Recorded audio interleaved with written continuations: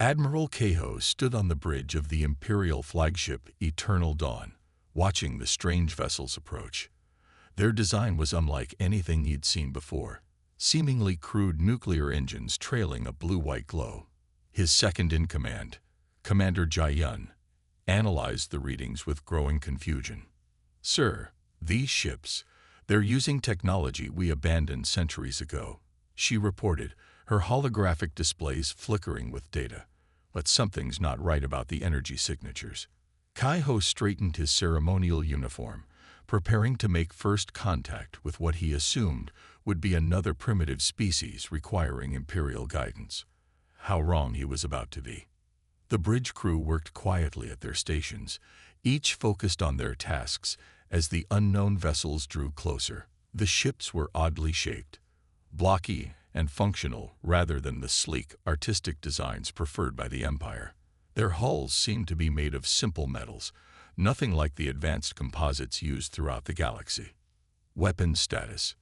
Kehoe asked, more out of habit than concern.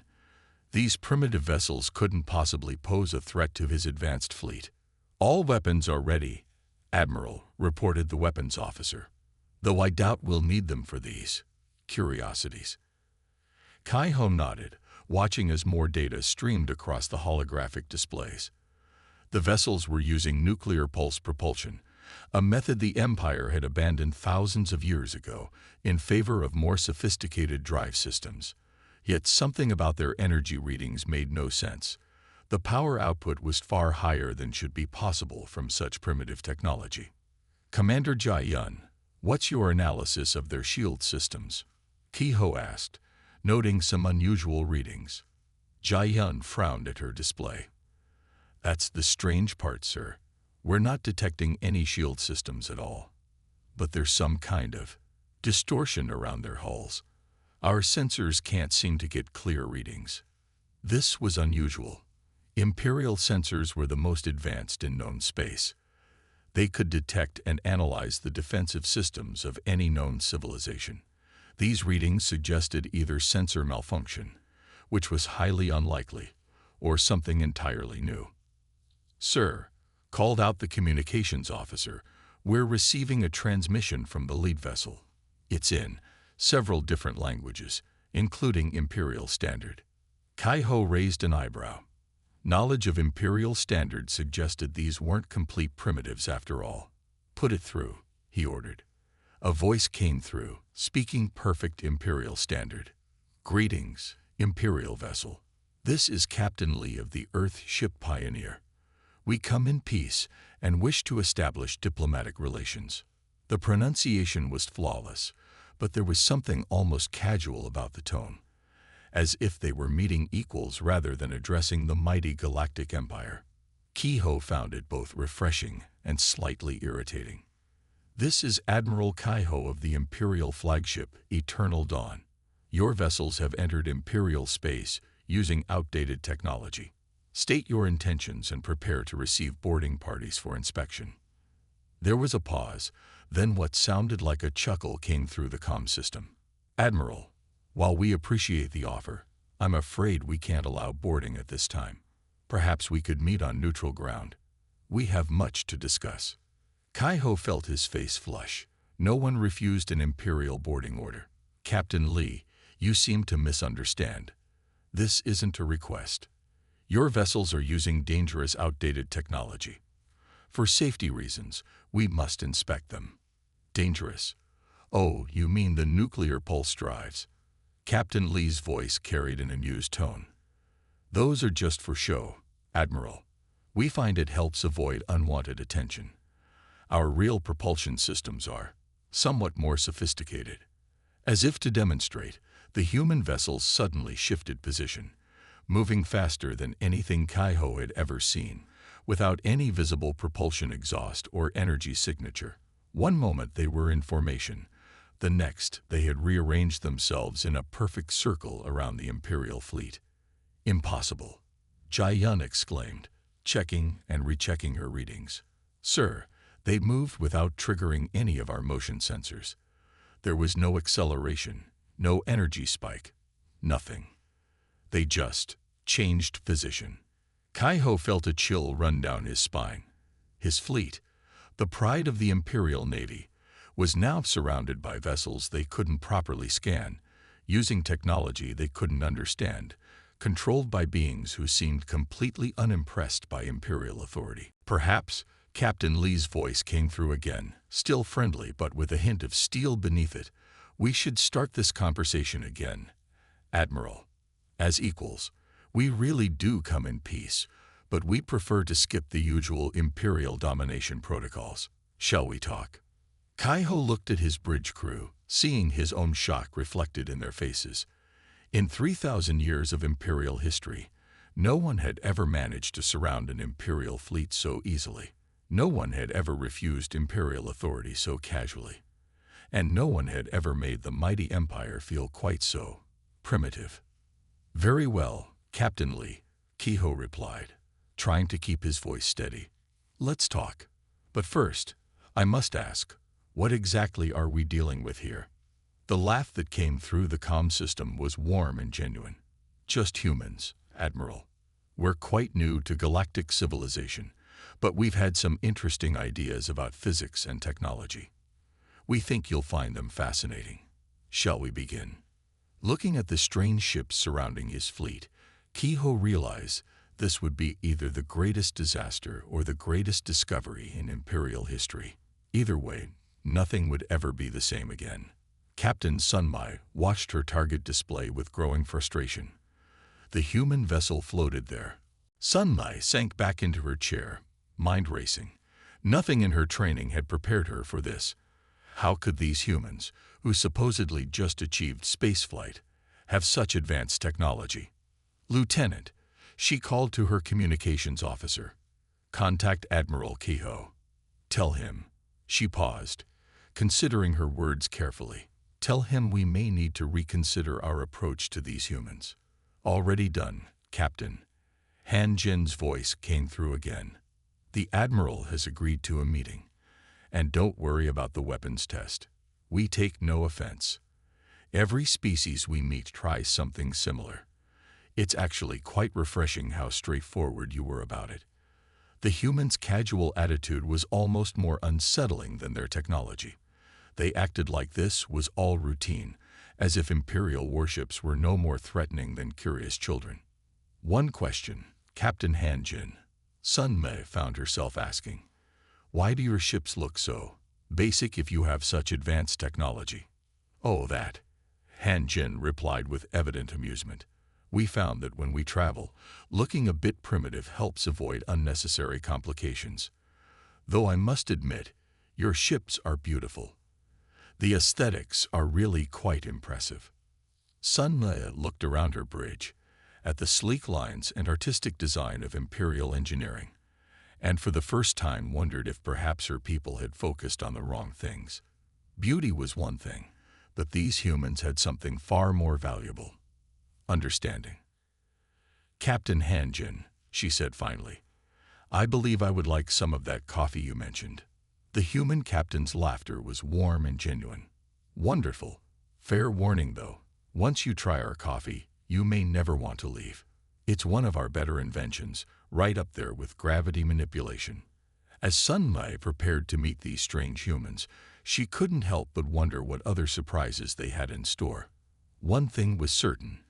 The galaxy would never be quite the same again. Ambassador Taiwan shifted in his surprisingly comfortable chair aboard the human flagship, watching his fellow Imperial delegates with growing amusement. Their expressions ranged from barely concealed shock to open wonder as they took in their surroundings. The meeting chamber defied Imperial expectations at every turn. Would anyone like some coffee?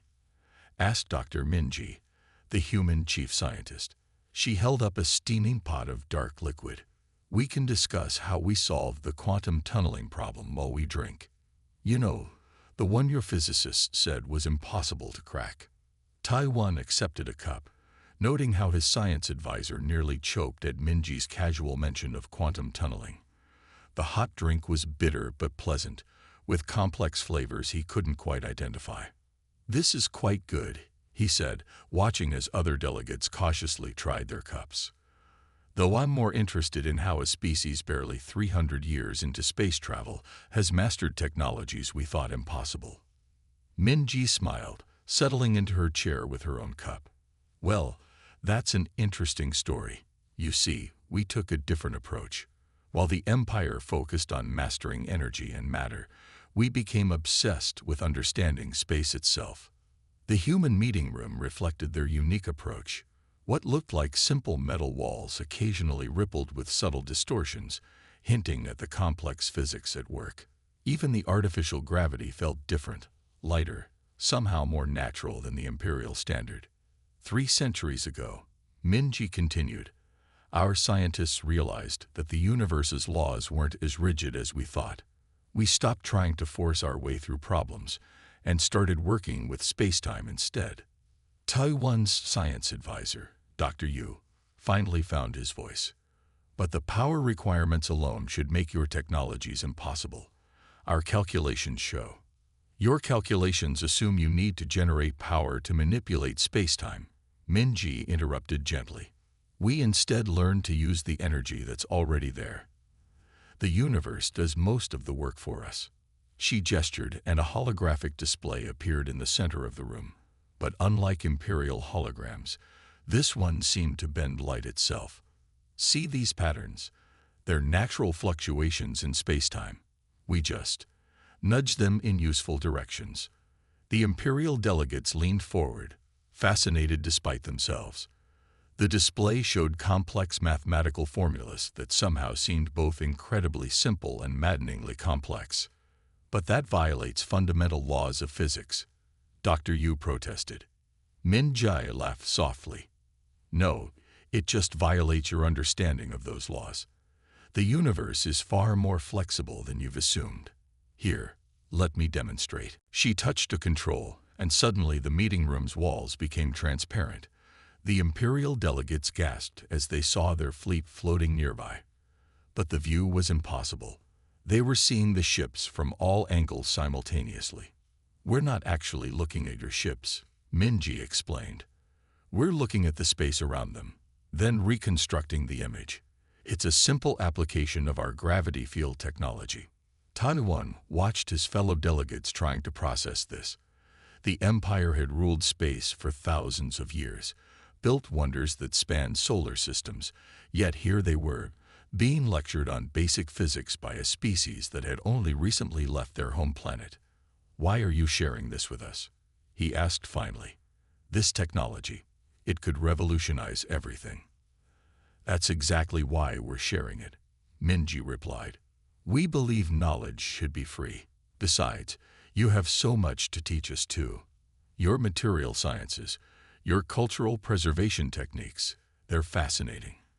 A junior Imperial officer raised her hand hesitantly. Dr. Minji, could you explain more about how you handle power distribution? Our ships require massive reactor networks, but yours seem to operate on minimal power. Minji's face lit up. Oh, that's one of my favorite topics.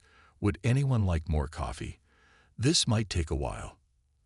As the human scientist launched into an explanation that somehow made impossible things sound obvious, Taiwan sat back and watched. The Empire had always prided itself on being the galaxy's teachers. Now, for the first time in millennia, they were becoming students again. The conversation flowed naturally, moving from physics to engineering to culture and back. The humans answered questions with remarkable openness, seeming genuinely excited to share their knowledge. They asked questions too, showing real interest in Imperial achievements. You know, Minji said during a brief pause, we were quite nervous about meeting you. Your Empire's reputation is rather intimidating, but this is going much better than we hoped. Taiwan smiled, raising his third cup of coffee. I believe this is the beginning of a very interesting relationship, Dr. Minji. Though I must ask, is this coffee of yours addictive? Because I find myself wanting more. The human scientist's laughter filled the room. Only in the best possible way, Ambassador. Only in the best possible way. As the meeting continued, Taiwan realized that this was more than just a cultural exchange. It was the start of something new, a partnership that could change the galaxy forever. And somehow, that didn't seem scary at all.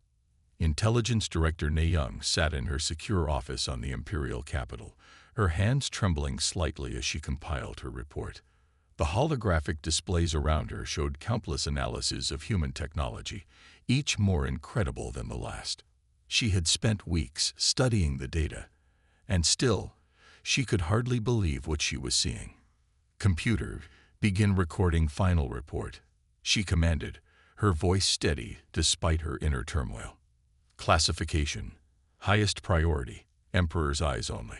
The humans had completely ignored the standard path of technological development, while every other known species had followed a predictable progression, from chemical rockets to fusion drives, from lasers to particle beams. Humans had somehow taken a completely different route. Na Young pulled up the first analysis: human propulsion systems. They didn't push against space like Imperial engines. Instead, they folded it, creating shortcuts through reality itself. What had taken the Empire thousands of years to partially understand, humans had somehow grasped in mere centuries.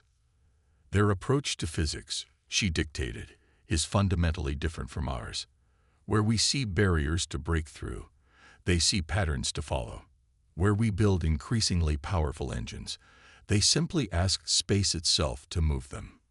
She paused, remembering her conversation with a human engineer named Jin. He had tried to explain their technology using a piece of paper, folding it to show how two distant points could be brought together. The simplicity of the demonstration had almost masked its revolutionary implications. "The humans didn't develop along expected lines because they asked different questions," she continued. "We asked, how do we generate more power? They asked, why do we need power at all? We sought to master energy. They learned to work with space itself." Na Young pulled up another report: the analysis of human defensive systems. Their ships carried no shield generators, no energy barriers.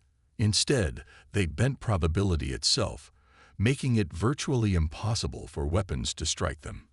Imperial scientists had declared such technology impossible. The humans had simply made it work. "Their understanding of gravity isn't just advanced," she dictated. "It's fundamentally different. They don't see it as a force to be overcome, but as a tool to be used. Their ships don't fight against space-time, they dance with it." The next display showed human medical technology. While the Empire had developed incredible energy-based healing systems, humans had gone in another direction entirely. They worked at the quantum level, persuading cells to repair themselves, guiding the body's natural processes rather than forcing them. "Most concerning," Na Young added, "is their rate of advancement. In the 3 months since first contact, they've already begun adapting some of our technologies to work with their methods. They learn at an extraordinary pace." She brought up footage from a recent demonstration. A human ship, using a combination of Imperial and Earth technology, had created a stable wormhole, something the Empire had declared impossible. The humans had done it almost casually, as if it were a simple physics experiment. However, she continued, they show no signs of aggression or superiority. Their willingness to share knowledge appears genuine. They seem genuinely excited about learning from us, even as they reshape our understanding of physics. Na Young paused, considering her next words carefully. This part of the report would be controversial, but it needed to be said. "I recommend immediate and full cooperation with human scientists, not because they are superior. They're not. They simply found different answers because they asked different questions. Together, combining their intuitive understanding of space-time with our mastery of energy and matter, we could achieve things neither civilization could manage alone." She pulled up the final piece of data, a simple message from a human scientist to their Imperial counterpart. "Isn't it wonderful? The universe is so much stranger and more beautiful than either of us imagined. Just think what we could discover together." In conclusion, Na Young dictated, "The humans represent not a threat, but an opportunity. Their technology isn't superior to ours. It's complementary. They've mastered aspects of reality we never thought to explore, just as we've mastered areas they've barely touched. She paused again, then added, personal note. In all my years as intelligence director, I've never seen anything like this. The humans aren't just another species to add to the Empire's knowledge. They're proof that there are always new ways to see the universe. Perhaps that's their greatest gift to us. Not their technology, but their perspective. Nei Young ended the recording and sat back in her chair, looking out at the capital's gleaming spires. Somewhere out there, human scientists were probably explaining their ideas to Imperial researchers, while Imperial engineers showed them the wonders they'd built over millennia. Computer, she said finally, send report to the Emperor. Priority marking. Immediate review required. She smiled slightly, remembering something the human Jinn had said. Space isn't the final frontier. Understanding is. For the first time in her career, Nei Young felt like she was watching the beginning of something truly new. Not the absorption of another species into the Empire, but the start of a partnership that could change everything. The truth had emerged, and it was more wonderful than anyone could have imagined. The Centauri system blazed with weapons fire as pirate ships swarmed around the colonial stations. Admiral Kehoe stood aboard his command ship, watching helplessly as his fleet was still hours away from arrival. The pirates had chosen their moment well, striking when Imperial forces were stretched thin.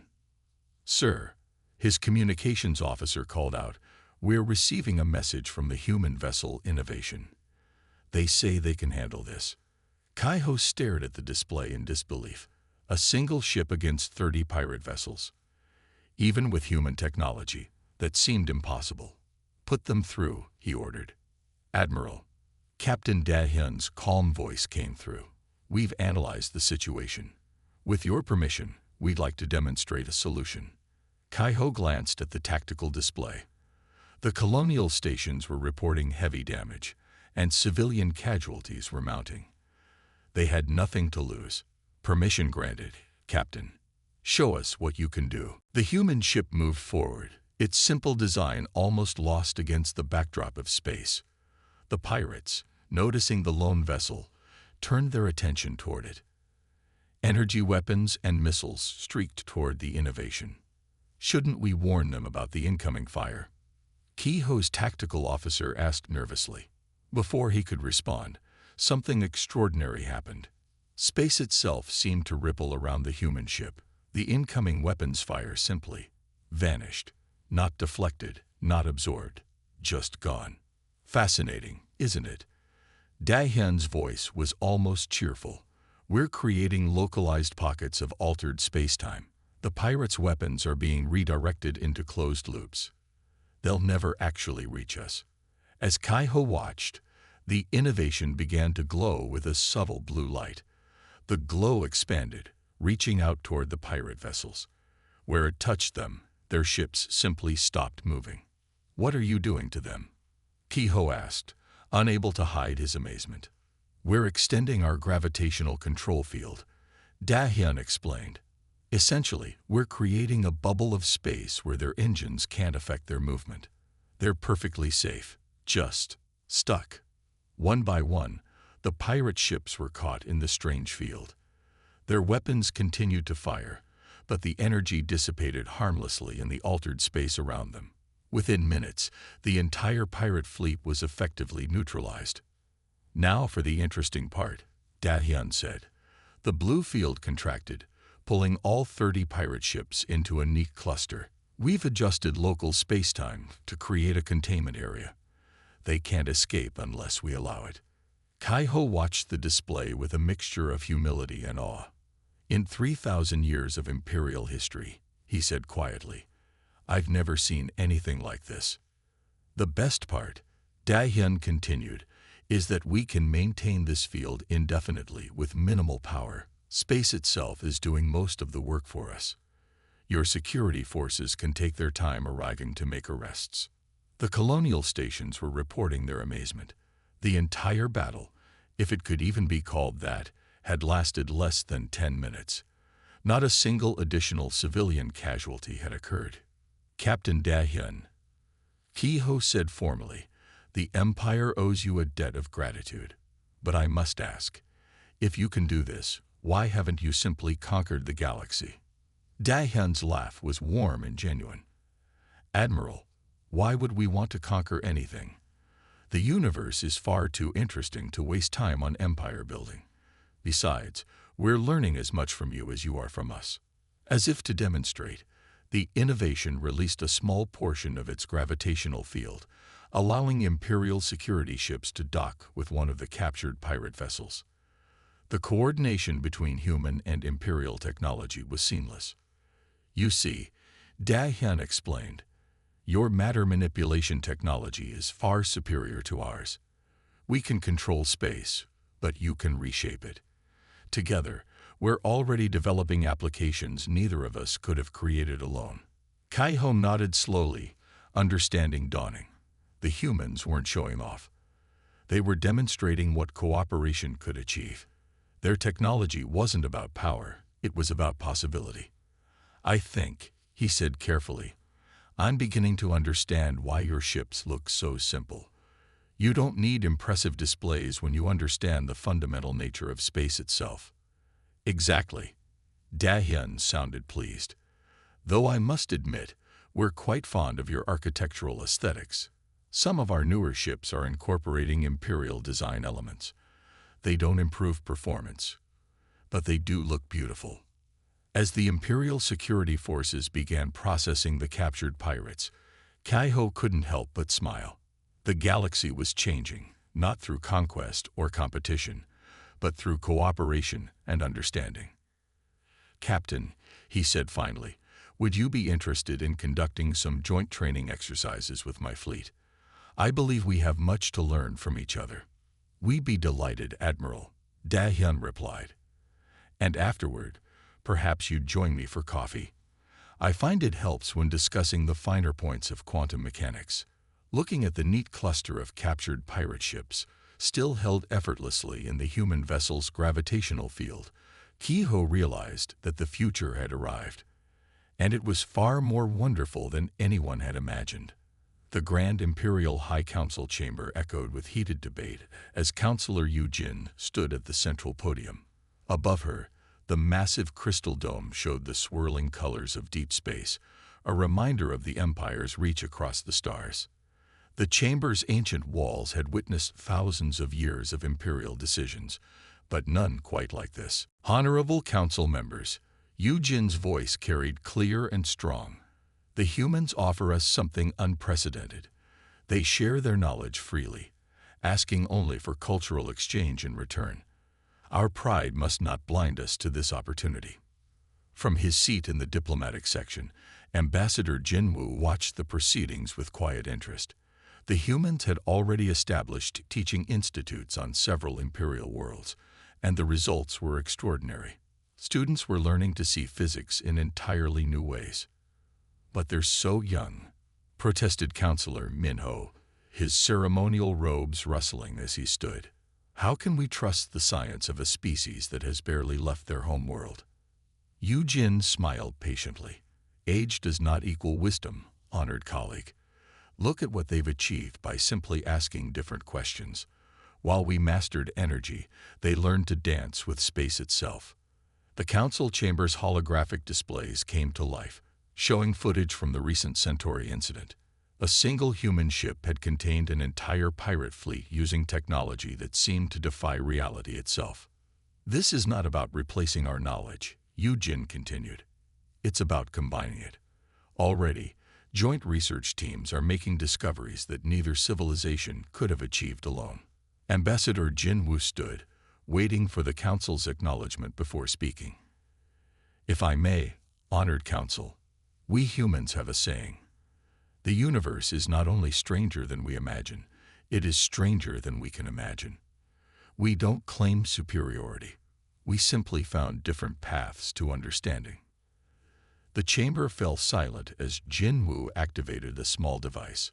Above the council table, space itself seemed to fold, creating a miniature demonstration of human gravity manipulation technology merged with Imperial energy control. Together, he said softly. We can explore those paths. Already, your scientists are teaching us things we never considered. Your mastery of energy and matter complements our understanding of space and gravity perfectly. Counselor Minho leaned forward, fascination overcoming his skepticism. But why share this knowledge so freely? Surely such technology gives you tremendous power. Jin Wu's laugh was warm and genuine. Power. Honored counselor, we have something far more valuable than power. We have questions.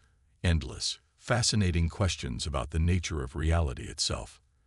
And now we have friends to help us explore the answers. Yu Jin seized the moment. Look at what's already happening. The teaching institutes are full of both human and Imperial students.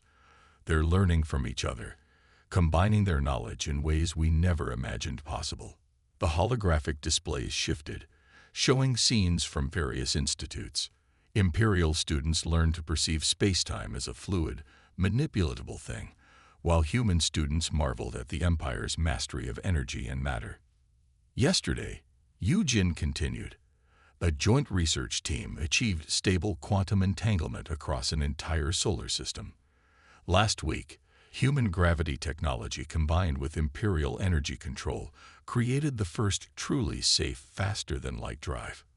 The council chamber buzzed with excited whispers. Even the most conservative members couldn't deny the results they were seeing. And this is just the beginning, Jin Wu added quietly. We've barely scratched the surface of what we can achieve together. Every day brings new discoveries, new questions, new possibilities. An elderly counselor raised her hand. Ambassador, what do your people truly want from this partnership? Jin Wu smiled. Understanding, friendship, the joy of discovery. And yes, he added with a slight grin, we hope you'll share your incredible art and music with us. Your civilization's cultural achievements are as impressive as your technical ones. Yu Jin took the floor again. Honored Council, we stand at a crossroads. We can cling to our pride, insisting that our way is the only way, or we can embrace this opportunity to grow, to learn, to see the universe through new eyes. The council chamber fell silent as the members considered. Above them, through the crystal dome, stars twinkled, each one holding new mysteries waiting to be explored. Finally, the High Counselor stood. I believe, she said slowly, we have heard enough. Ambassador Jinwu, your people's openness and willingness to share has touched us deeply. Counselor Yu Jin, your arguments are persuasive. She looked around the ancient chamber, a slight smile touching her lips. For 3,000 years, we have prided ourselves on being the teachers of the galaxy. Perhaps it is time we remembered how to be students as well. The vote that followed was nearly unanimous. The partnership between humans and the Empire would not just continue, it would expand. Joint research facilities would be established throughout Imperial space. Exchange programs would be created. A new era of cooperation would begin. As the session ended, Jin Wu approached Yu Jin. Thank you for your support, Counselor. Though I have to ask, would you like to join me for coffee? I find it helps when discussing quantum mechanics. Yu Jin laughed. Ambassador, I believe that may be your people's greatest contribution to the galaxy, not your technology, but your coffee. Together, they walked out under the crystal dome, already discussing plans for the future. Above them, the stars seemed to shine a little brighter, as if eager to share their secrets with this new partnership of explorers. Professor Songmai stood in her classroom at the Joint Imperial Human Academy, watching her students work. 5 years had passed since first contact, and the changes still amazed her. Imperial students sat beside human ones, their fingers dancing through holographic displays as they manipulated space-time itself. Professor, a young Imperial student called out, I think we've managed to stabilize the quantum field. Songmai walked over, joined by her human co-teacher, Dr. Sarah Chen. Together, they examined the student project, a perfect fusion of Imperial energy control and human gravity manipulation. Do you remember, Sarah asked quietly, when you first told me this was impossible? Salmi laughed. She had indeed been one of the strongest voices against human scientific theories, back when they first met. Now she couldn't imagine teaching any other way. The universe, she told her students, is far more interesting than we once thought. The old barriers between possible and impossible were just barriers in our minds. Across the galaxy, similar scenes played out. Joint research facilities made breakthrough after breakthrough. Human ships with sleek Imperial designs patrolled alongside Imperial vessels equipped with gravity manipulation technology. The integration was seamless, natural, as if both civilizations had simply been waiting to complete each other. At Imperial Fleet Headquarters, Admiral Kaiho's retirement ceremony was underway. The old admiral stood at the podium, looking out at the mixed crowd of human and Imperial officers. 5 years ago, he began, we thought we were meeting primitives. Instead, we found teachers who showed us that the universe is far more wonderful and strange than we ever imagined. They taught us not just new technology, but a new way of thinking. In orbit above, the combined fleet displayed new ships that would have been impossible just years ago. Vessels that could bend space itself while channeling Imperial energy technology. Ships that could cross galaxies in days, heal their own damage, and dance through space like living things. But more importantly, Kaiho continued, we found friends, partners in exploration, fellow seekers of knowledge who showed us that there is always more to learn. In the audience, Captain Dahyun of the Innovation sat beside his Imperial counterpart, both wearing medals from both civilizations. They shared a knowing smile, remembering that first dramatic demonstration in the Centauri system. The changes weren't just technological. Imperial art now incorporated human perspectives on spacetime, creating works that bent reality itself. Human music merged with Imperial harmonics produced sounds that could calm storms or encourage plants to grow. Every day brought new discoveries, new combinations, new possibilities. In her classroom, Salmi activated a display showing the growth of joint human-Imperial projects across the galaxy. When we stopped trying to prove who was superior, she told her students, we started achieving things neither of us could have imagined alone. Her students nodded, none of them even questioning the idea of human and Imperial cooperation anymore. To them, it was simply normal, the way things should be. In deep space, patrol ships encountered a new alien species. The Imperial captains started to move into standard first contact formation, then stopped and laughed. Instead, they tried the human approach, a simple, friendly greeting, and an offer to share knowledge. Back at the retirement ceremony, Kaiho was concluding his speech.